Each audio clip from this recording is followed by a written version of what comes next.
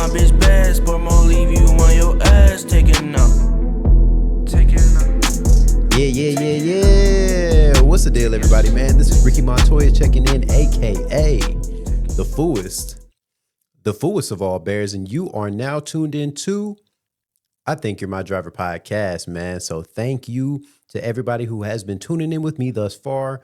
Of course, if you are not already following me, that at itymd.podcast. That's going to be on Instagram. That's on TikTok. That's on YouTube, Spotify, Apple Music Podcasts, and everywhere else that you can enjoy podcasts at, man.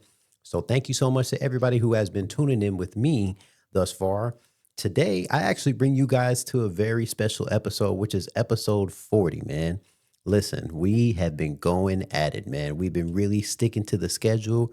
You know, don't pay attention to the drops. Just know that there's always an episode that is dropping for your tune top, or however Drake said it at that time. So with today's episode, today is episode 40. Episode 40 is going to be called Impulsive Much? And of course, as the title it says, we're going to be talking about a lot of impulsive decisions that I like to make, man. Now, with this episode, not all of these stories are all going to be talking about me being impulsive as a Lyft driver, but I can tell you what, if you don't correct a lot of these behaviors from a young kid going up into a young adult, it can lead you into a lot of the roads that my dumb ass accidentally went down, man. So I'm going to tell you about a lot of these impulsive decisions that I made based off of the places that I was in my life at these times. Now, starting off here, we're going to talk about, the different type of, addictions that I had along the years, man.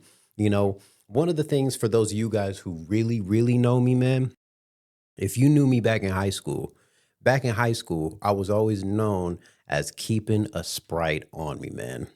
And when I tell you I always had a Sprite, I am not joking. I always had, whether it was the little, 20 ounce, I had a liter on me, or I would keep, when I used to work at Boston Market back when I was a junior, maybe senior in high school, I would keep that big old 44 ounce cup full of Sprite. And I always had a Sprite on me.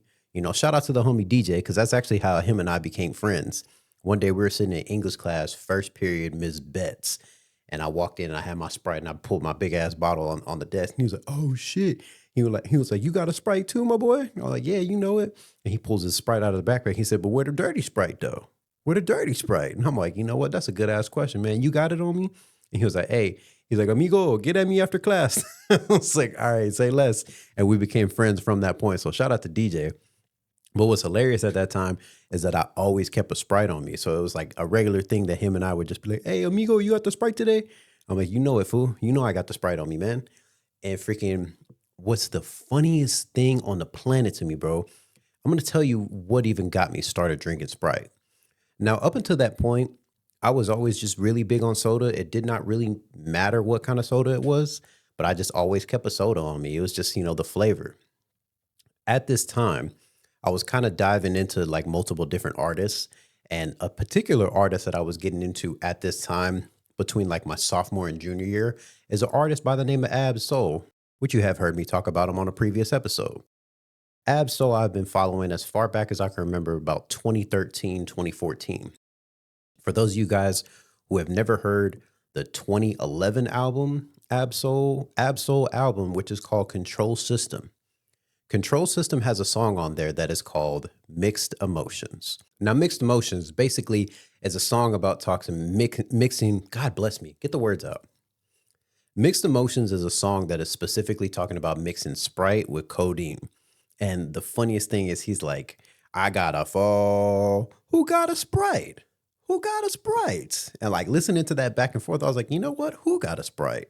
I'm about to go get me a Sprite. And dead ass, like a song that's not even like a full 4-minute song, literally influenced me to start drinking Sprite from that day all the way up until probably, I want to say I was like graduating high school. I was like, I had to have a Sprite every day because I was like, who got a Sprite? That was like that, what do they call it? When you start stimming and like you just got those like random little one-liners popping up in my mind. What's waking me up out of my sleep and the first thing that pops in my mind is, who got a Sprite?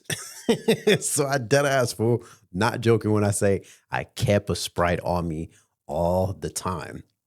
And like, especially at that time, whenever you're in high school and you get your first job, most of the time, most people end up working at like a fast food place, a restaurant or a grocery store, basically something to where they can have access to multiple different types of drinks, multiple different type of foods.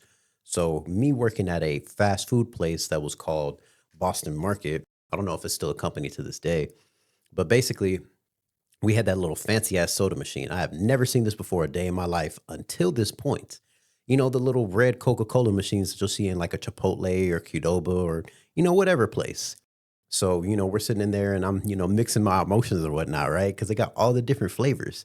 So I basically all grabbed the biggest cup, 32-ounce cup, 44-ounce cup, whatever was available. That was what I was leaving out with on the shift. If I didn't have food, I had a Sprite. If I didn't have Sprite, I had a food, man. It was a, give or take kind of thing. So I want to say food, this was like literally a good 2-year run of me like consistently drinking Sprite. And around the same time as well, which was the top of my senior year, like right before senior year started, I had got my wisdom teeth taken out. And with getting your wisdom teeth taken out, it can be kind of extensive, but most of the time it's pretty solid. Most people, just get right back to it. In my case, I am not a very like, what do you call it? I'm not a very still sleeper. I move a lot in my sleep, even to this day. I can move back and forth. And when I got my wisdom teeth taken out, I thought it would be way better for me to sleep on a love seat. Horrible decision because I'm literally just, leaning on the arm of the couch or switching back and forth. And if the main part where all the pain is and the swelling is right here, and I'm leaning on that, that's a recipe for destruction. They give you this list of all these dietary restrictions so that way you can avoid what Google calls a dry socket. Now, basically, a dry socket is whenever like all of the blood can turn into a blood clot and it can become infected, basically. When they told me that in the doctor's office, I was terrified. So I'm like, I am not going to take any chances getting a dry socket, man. And I know they say like at least 48 hours for you to not drink any of this stuff. I didn't drink any type of carbonated things for at least a month and a half because I was terrified of getting a dry socket, fool. Now, it did kind of affect the way that I was eating. So like a good like month and a half, I was just like gumming sandwiches and shit like that. So, like I say, this was in the midst of my Sprite addiction. Basically around this time, I was just like, you know what? I'm not going to drink any type of soda. I'm not going to drink any type of carbonated drinks. I was also into energy drinks and stuff like that. So I was like, it's going to be a smart decision for me to not consume this whatsoever.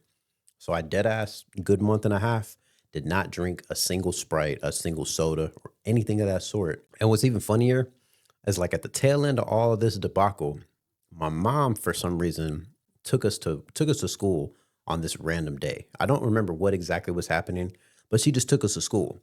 My school was like right up the street from our house. And for those of you guys who know about Duncanville High School, I don't know if it's still there to this day because I don't live in Texas anymore, but there is a Shell gas station that's directly across the street from there. So, it's just an easily access for you to get your snacks, your soda, your whatever right before you go to school. So around this exact time when I was going through the whole debacle of dealing with the wisdom teeth healing at this time, I literally told my mom, I'm like, Mom, don't drop me off at the school. Please drop me off at the show. And she was like, are you fiending? Because she knew that it had been at least a good month that I had not drinking a Sprite. And I was like, yes. I was like, I think I'm in a good green for me to go and get my Sprite. So I ran into the store as soon as my mom, dropped me off, unlocked the door. I run inside, I grab me a fat ass 1 liter size of Sprite. I just started downing that shit, fool. And I don't know what it was about that time, but I no joke was like full on addicted to Sprite. And over time, I kind of started to drop it because I was like, oh, I'm an adult. I don't have to worry about this or worry about that. So I'm like, man, I'm gonna get me a cherry Coke. I'm gonna get me this. I'm gonna get me that. And I had like a lot of like little instances where like I impulsively was buying stuff. I impulsively was purchasing all these different type of drinks and foods just to kind of fulfill like this like impulsive trait that I had in my brain that was just telling me to do it. Now looking back, I'm realizing it was just addiction. It was full on addiction. And it's funny to think about how a lot of people, at least speaking for myself, really only view addiction as far as like doing drugs, stuff that's like really bad. Because when you think about addiction, addiction is always spoken about in a very, very negative light. So I didn't really see it as an addiction at the time, but I for sure was addicted to Sprite. Now, snowballing over the years, I kind of stopped drinking Sprite as much and I would kind of drop back with soda. But instead of drinking soda, what I did in place of it was I started drinking energy drinks because I was an adult, graduated high school, not living under my mom's house. So I don't got to hear her mouth about being like, you're drinking that stuff. That stuff is so bad for you because I know that, but it tastes amazing. It tastes so good. And at this time, my shit that I was really drinking was Monster and Monster, the regular green energy drink. Now, mind you, Monster, I got introduced to it. Shout out to my childhood friend Jacob in the sixth grade. He started bringing all these different energy drinks and all this stuff because of his grandparents. His grandparents would get him one of those like canteens, like the little metal one where you could twist off the cap and whatnot. And he would get it filled up with all different types of soda or energy drinks, just whatever his grandparents bought him on the way to school. So sixth grade, we're all like literally passing back and forth little little cap full shots of Monster, man. And at that time, like I really thought I was like full on, like I thought I was getting my wings, just like the Red Bull commercial, man. I'd knock my little shot, I would run around that in a little circle right there, and then I'd sit back like, oh man, I'm crashing, bro. And I dead ass like did the whole nine, bro. When I tell you, man. And that little small taste kind of trickled into me going into middle school to high school, even all the way up until I was an adult. Now, with energy drinks are so bad for you. Believe everything everybody says to you. They are horrible for you. And Monster is really not the greatest, but it's so like heavily advertised because like they're behind motocross, they're behind skateboard, I forget like the national name for like the skateboarding league or whatever, but you'll see it on a lot of these like very well-known brands because it's like an extra partnership. So it's like, why am I not going to drink something? Which takes me back to literally being impulsively influenced by stuff that I see, fool. Like it literally took nothing for me to just get addicted to something. And like over the years, I would kind of try different drinks because I'm like, man, this Monster stuff is starting not to taste good. And when you have an addiction and the addiction starts to reach towards that ceiling of it not doing anything for you, you do one of two things, which is you either change it and find another thing to get addicted to, or you just drop it altogether. I, at that time, did not have the strength to drop it altogether. So I would just start switching it up. And at this time, like I said, I'm an adult. So at this time, I was working at a dealership and we had a vending machine inside there. And they, you know, luckily for me, they kept a multitude of different energy drinks stocked in that vending machine. So I was just kind of just, dipping my toe in the water, like, oh, they got this, they got that, so I'm trying all these different type of drinks. And over the years, I kind of started to pick up different type of flavors that would really, I guess you could say, like spark that little addiction in me to be like, ooh, something fresh. This is something nice.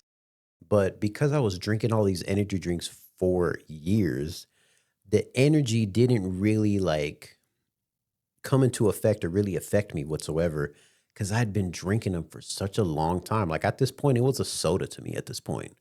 And I remember like even telling people that they're like, you drink that stuff? Like that stuff is so bad for you. It's so this. And I'm like, yeah, I agree. It is very bad for you. And they're like, does it even give you energy? And I was like, no, it's honestly like a soda at this point, bro.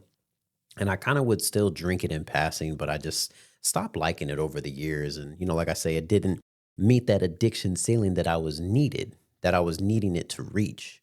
So fast forward a good year or 2 years ago, I actually had got another job working for like a call center.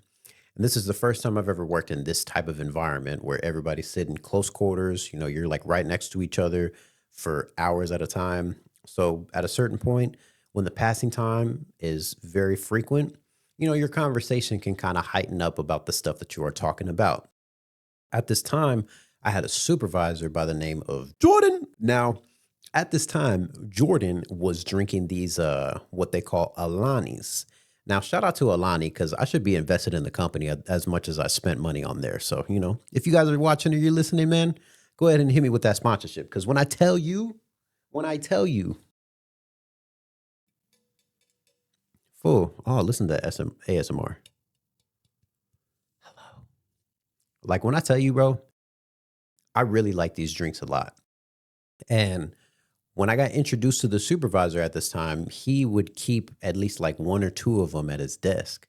And mind you, for those of you guys who don't know, for those of you guys who make the smart decision of not drinking energy drinks, it is a fantastic idea not to because these are not cheap. Like when I tell you, I used to, go and buy Monster and I got it down to the point to where I literally would like know the price after taxes. And you go and buy it at one store, one store is 279. You go to another store, they got it at 299. But you go to another store on the opposite side of town and they got it at 315. So you kind of start to weigh your options out and that's what makes you switch out to get a different drink. Now, Jordan, he had about, two or three of these sitting at his desk on a daily basis of him sitting through these classes. And I remember thinking like, dang, like you really drink both of those throughout the day? And he was like, yeah, man. He was like, you got to make sure that you keep your energy level intake up. And he's like, especially when you're doing something such as this training orientation class, always got to make sure that I have a good energy level whenever I'm sitting with you guys. So, that's why I drink these. And I'm like sitting here like in a way kind of counting his pockets because I'm like, dang, bro, like I'm spending like 315, 305 on buying a Monster, buying this, buying that. Like I know you're spending a fortune on that. And I kind of said it out loud. I was like, dang, like I used to spend X amount buying Monsters, buying this. Like I know you're buying and spending a solid amount just to buy these because I had never seen them before. And this is so like funny to me, but like I have this thing in my brain that like it's like what I like to call like a poor kid mindset. So anything that I don't recognize, I automatically register like, oh, that must be expensive. And so I told him that and I was like, oh, that must be an expensive habit that you're doing. He was like, oh, no, not at all. He was like, bro, we literally have them right over here in that little cafeteria in that small tiny market. He's like, you can get them in there for like, I think they were like $1.05 at this time. I was like, excuse me? Excuse me, $1.05? And at this time, like I say, I'm buying the Monsters. I'm spending the 279, the 315, the 325, whatever the case is, whatever is convenient at the time for me to buy it, I'm spending it. And he's telling me that. And I was like, oh, you made a mistake by really telling me this. And when I tell you, he made a big mistake about telling me this kind of stuff because I have not put him down since. Let me tell you something. The first time that I literally had one, it was the I don't know the name of the flavor, but it's a purple. It's a purple one, or maybe it was the blue one. And I just got whatever they had at the time. So I was like, oh, I'll go ahead and try this. And like I say, man, flavors and all that kind of stuff, it's just like poison to an addict, is what I like to refer to myself as. And I dead ass fool. I cracked that can open.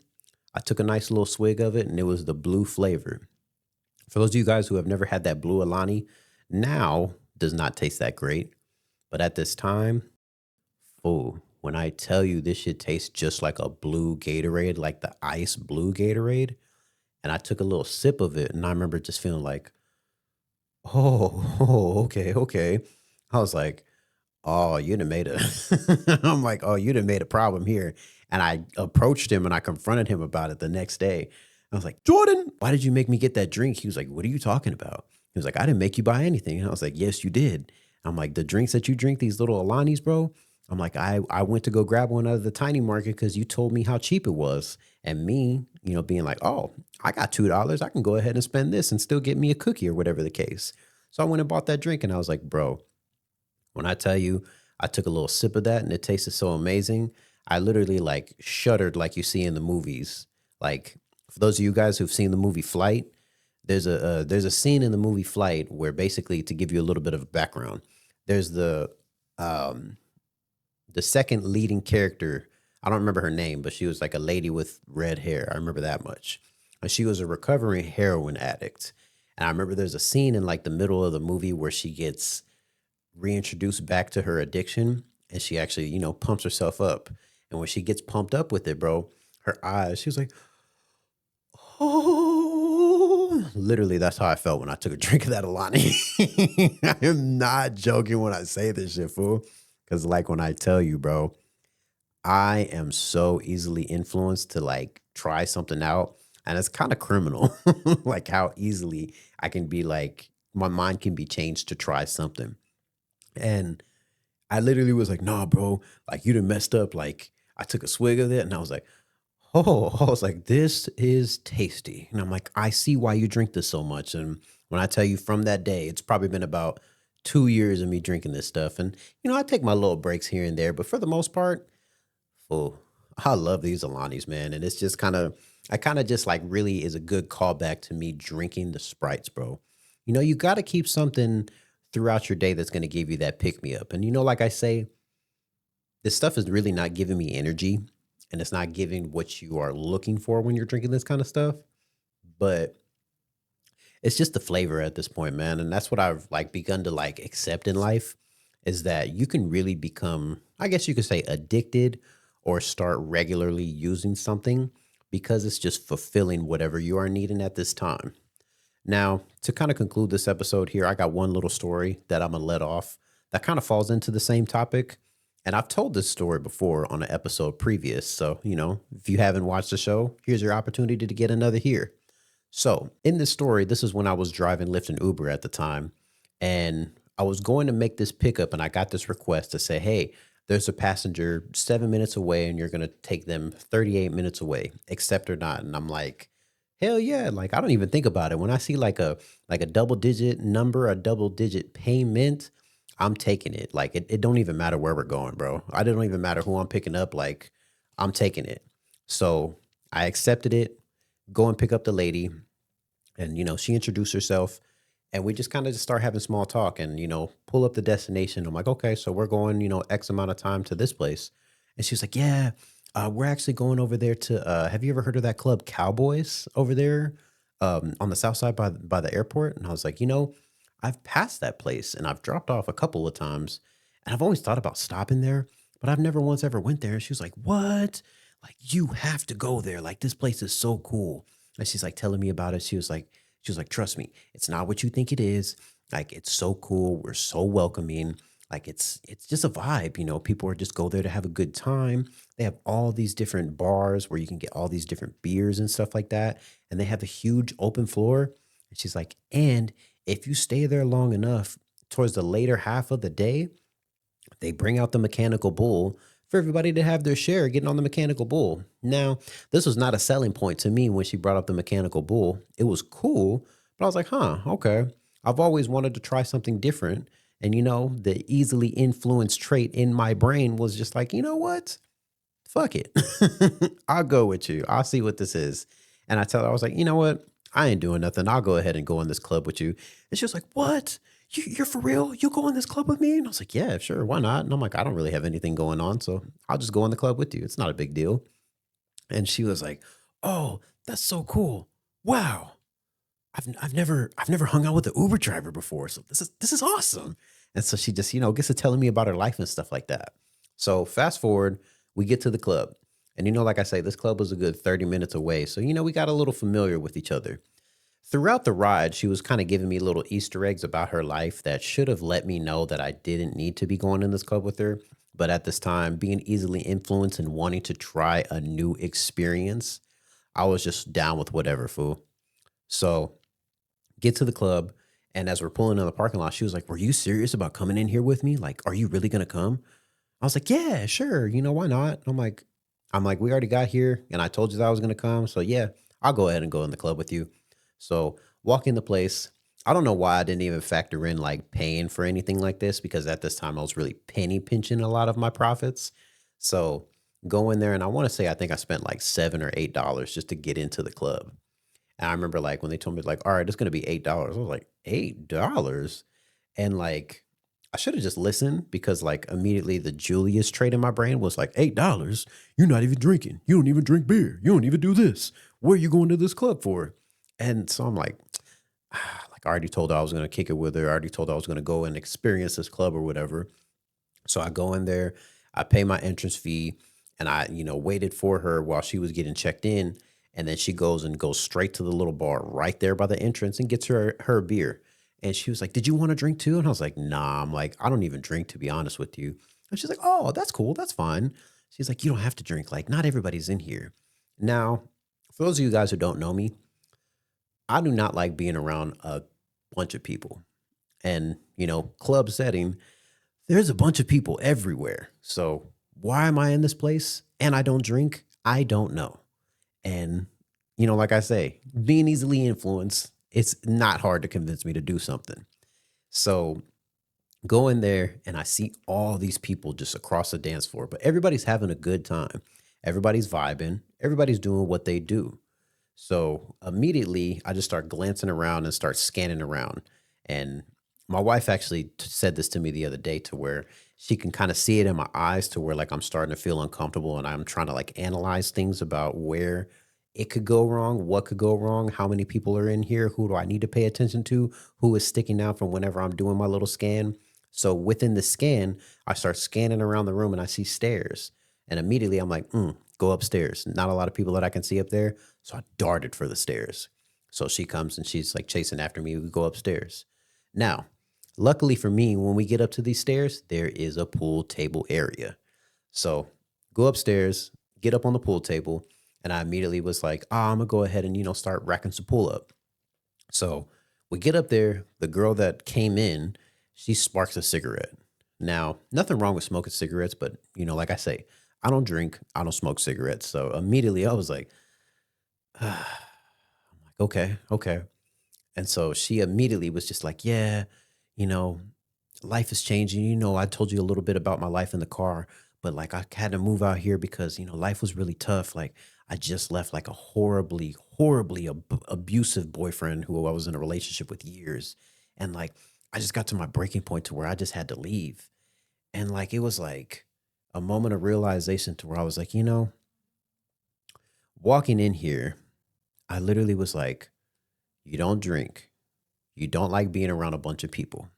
Why are you walking inside with this random ass person that you've never met?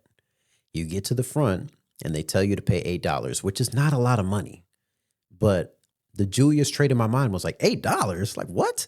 And to think that people go in here and spend $11 on a beer. So it's all these things that are like pointing up to where it's like, you shouldn't do this. You shouldn't do this. You really should not be doing this. And when she asked you the question in the parking lot to say, are you sure? You should have said, you know what? I'm going to go on about my business. But I didn't, being easily influenced. And here I am sitting across the table from this random ass lady who I just picked up from a long distance ride because I got so excited about making $18 for a ride. And she sparked a cigarette in my face to tell me about how she was getting beat up by her boyfriend. And I just got to awkwardly be like, you know what? I'm going to go back to doing Lyft and Uber. Like, thank you so much for inviting me in. Like, it was such a nice gesture that you did this, but I'm going to get back to what I was doing.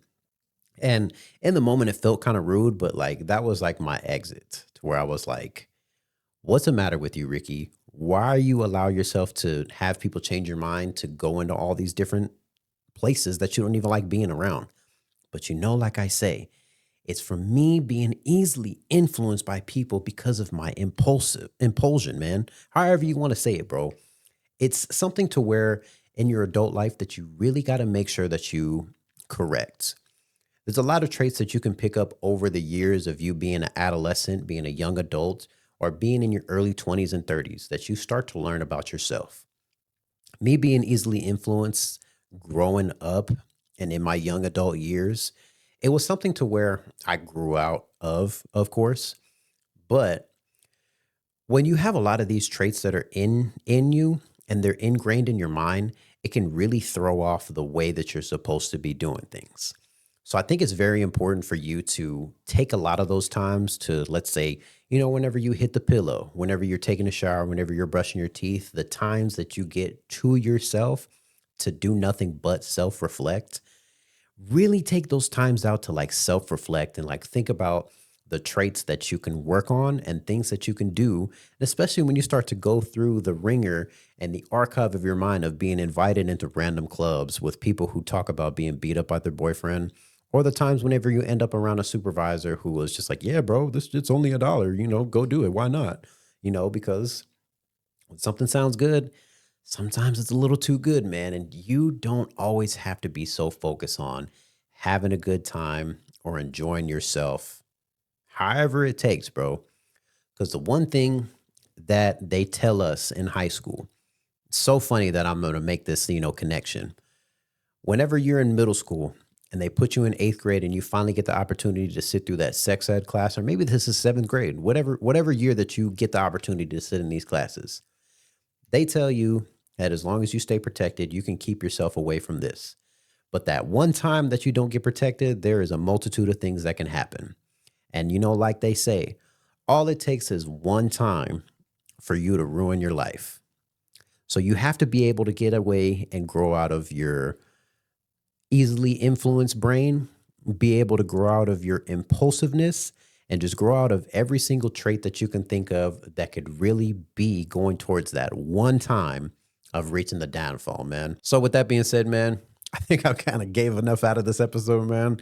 But I do thank everybody so much who has been tuning in with me thus far. One thing that I did not give at the beginning of this episode is the email that if you have a story to share, because I love to tell stories, as you guys know.